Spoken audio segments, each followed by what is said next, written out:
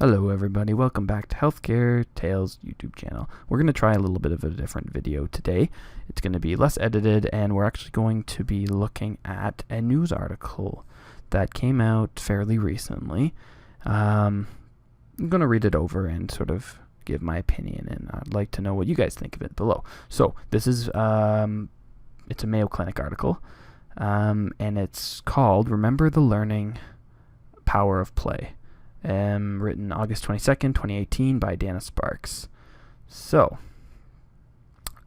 children to play is not frivolous, and the importance of playful learning for children cannot be overemphasized.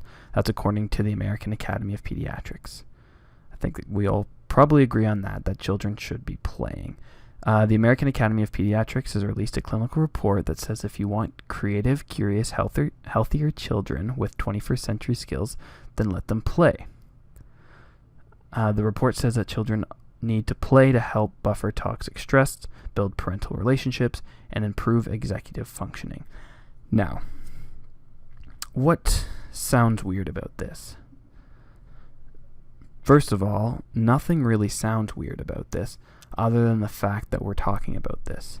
The fact that this is almost groundbreaking news is that children need to play. That's what they're saying, that playing is healthy and it's normal. Yeah, no shit.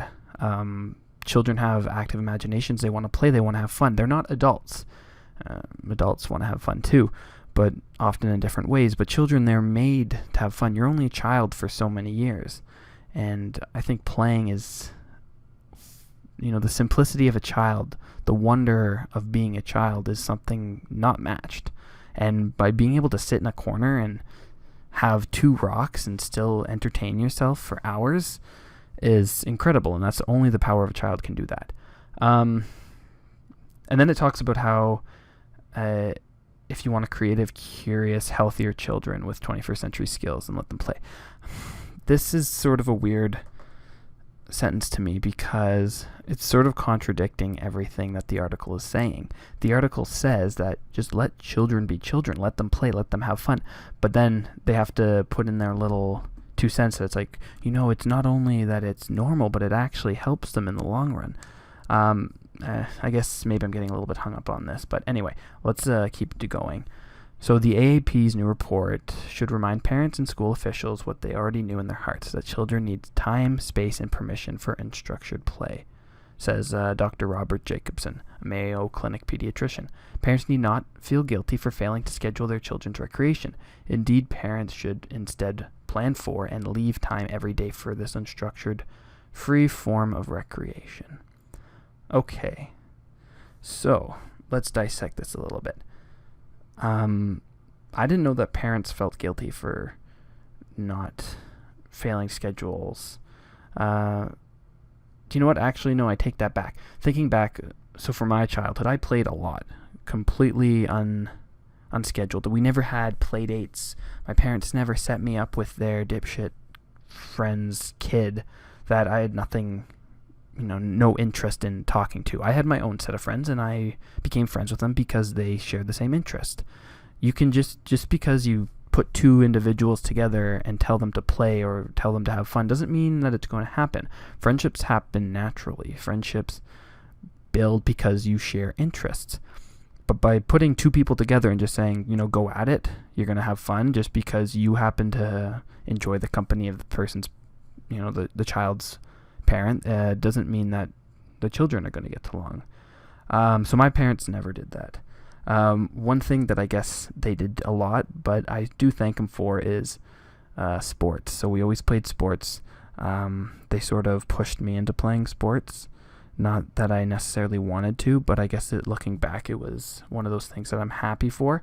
But now I think a lot of the times it's like you have you play soccer for the school, then basketball, you play this game three nights a week, and then this other sport 2 nights a week, and it never actually leaves any time for relaxation and doing what you want to do. You're always being pushed into a corner and being forced to do something that somebody else tells you what to do. Children are in school all day long, and they're forced to go to math class, they're forced to go to English, science, everything like that. They're in schools, 6 hours a day, 8 hours a day? I don't know. But then after that, they're forced to do intramurals, they're forced to do homework, and there doesn't actually leave a lot of time for a child to be a child and make decisions for themselves. And maybe that's why so many people nowadays have so much trouble making decisions, because we never actually were given free reins as a child. And then the word that sort of sticks out is guilty. That parents actually feel guilt for not arranging, as if their childhood was so poor. If maybe they never did sports as a child, and for some reason they think that if they don't arrange this, then their child's going to end up all messed up. But they probably ended up okay, hopefully, despite this. So let's keep going through. So Dr. Angela Matkey is also a Mayo Clinic pediatrician, agrees in saying that playing is learning. There are pressures, both external and internal, that children need to be sitting. There are pressures, both external and internal, that children need to be sitting in a preschool classroom working on worksheets, or they'll fall behind. She says that from an early age, the best way children learn is through playing, exploring, and using their imaginations, and working through social situations that come up with other children in these play settings. Unstructured play allows them to develop the process of learning rather than just focusing on content. So there we go. Again, what people have been doing for hundreds and thousands of years, however long humans have been humans. Ever since, children were children, they could go out, they ran around the fields, and they played with each other. They were unsupervised. Now we have, cameras. We have constant supervision on our children. If we go out of sight, then I guess we assume that some pedophile or somebody's going to come abduct them. And it's sad that we live in that sort of world that people assume that, but I don't know. Keeping your child safe, it's like kind of locking them up in a cage and saying that I don't want you to get hurt, so I'm locking you in this cage. But you might not be leaving any physical scars to them, but they're also not living. With life comes risk, and it comes learning, and it comes making mistakes. Not that being kidnapped is one that you want, but children do need to make mistakes in other ways. That's just sort of an extreme example. To make this happen, though, Dr. Jacobson says the electronic screens have to be turned off and unavailable. Creating time, space, and permission for the play in the modern world requires a form of parental supervision that may not come naturally for a working parent. And that is the key, a working parent. Now, I'm a huge advocate for children having a parent at home staying with them. I understand that, we live in a more modern world where women have careers, and that's fine. If you're a doctor, you're an engineer, you happen to be a lawyer, a high-level trade or skill, and you have your job and it makes a lot of money. But somebody's got to stay home. Traditionally, it is the woman, but somebody should be raising this kid. Sure, both parents can have a job, but just throwing your kid at daycare and just giving them a screen is, I can't imagine, is very healthy. And if you're having a child, then shouldn't you want to be spending time with that child? Maybe. I don't know. I just assume that if you wanted that kid, you would want to spend time with it. It's more than just an accessory, right? But that comes back into it. Nowadays, people spend so much money, we have so much debt that we need to have both parents working. Otherwise, we can't survive. So it's just a huge mess. And then we've gone so far down the rabbit hole that I guess we forget that just letting a child be a child and just follow what they want to do is news to us, the fact that this is normal. The report points to research that found that only half of kids get some daily playtime outside with a parent, in part because the parents are working and digital distractions. See, that's a bunch of bullshit. Kids need to be outside. Go enjoy the sunshine. Life is outside. Not that there's anything wrong with having your video games and playing it every once in a while, but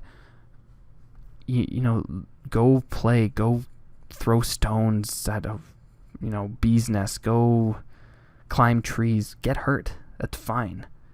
Kids are resilient. Kids need to have fun. It allows them, first of all, prevents obesity, and God knows there's enough overweight children out there. But anyway, just, get outside and have fun. It just builds character. And then again, we talk about outside with a parent, and I think having fun with a parent is a huge thing, but nobody has energy because we're all doing our 9-to-5s, Monday to Friday, throwing our kids in daycare. Then we have to come home and maybe cook a meal, I don't know, or not. End up ordering from Pizza Hut or some shit food, and then again perpetuating early onset juvenile diabetes. So that's just all ass backwards. We're recommending that a healthcare provider writes a prescription for play because it's so important, says Dr. Michael Yogman. So again, people have gone so far away. They're so far removed. We're in the matrix. We're so far away from what we need to be doing. We run away from the natural things. Our bodies, our history is telling us one thing, and we're completely ignoring it. And that's a problem. The fact that children can't go around and have fun, the fact that, a child is born, it's like, okay, well, I gotta make sure that we get him into a good preschool, because, if you get him into a good preschool, he gets into a good elementary school, and then that will lead to a good middle school and high school, and then you can go to a good college and university, maybe get into Harvard. Well, it's like, where in that situation does the child get to make the choice? Where does the child enjoy his or her life? Maybe the child doesn't want to go to Harvard. Maybe the child wants to be a plumber. Maybe wants to grow up and be a plumber or a mechanic. Perfectly fine. A great job. You're supporting yourself. But we like to be planning our children's life, and that goes in everything from what they're going to be doing, putting them in intramurals to make sure that they have a good resume, doing them for their future, but not actually focusing on them in the present. And I think that's a big reason why I always say that kids are so messed up nowadays. There's a lot of depression, there's a lot of anxiety. Most children just can't communicate. Everyone's all fucky. So I think if we just sort of focus on what this article is saying, again, it's the obvious. It's kind of sad that an article like this had to be written and studies have had to be done, but obviously people don't understand. And if you don't have kids, if you want to focus on your career, you want to be a woman, you want to be a doctor, you want to do all this sort of thing, you want to, maybe your husband is a surgeon or, whatever, don't have kids. Realize that there's only so many hours in the day, and if you want to raise good children, then you have to focus on that. You have to pick one or two things in life you truly, truly want and focus on them.